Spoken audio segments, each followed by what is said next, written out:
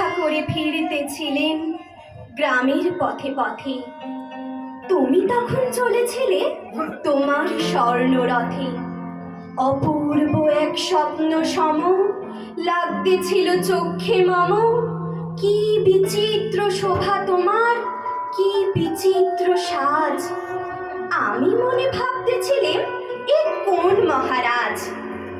আজি শুভক্ষণে রাত পোহালো, ভেবেছিলেম তবে আজ আমারে দাঁড়ে দাঁড়ে ফিরতে নাহি হবে।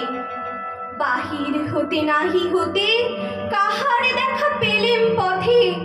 চলিতে রথ ধন ধান্য ছড়াবে দুই ধারে। মুঠা মুঠা কুড়িয়ে নেব, নেব ভারে ভারে। দেখি সহসা রথ থেমে গেল আমার কাছে এসে। আমার মুখপানে চেয়ে নামলে তুমি হেসে। দেখে মুখের প্রসন্নতা জড়িয়ে গেল সকল ব্যথা।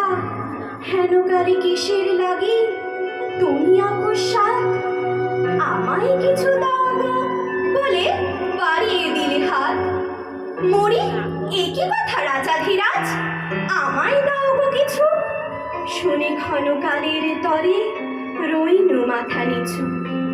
তোমার কি বা অভাব আছে ভিখারি ভিক্ষুকের কাছে?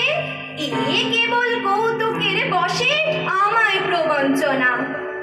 ঝুলি হতে দিলেম তুলে একটি ছোট কণা।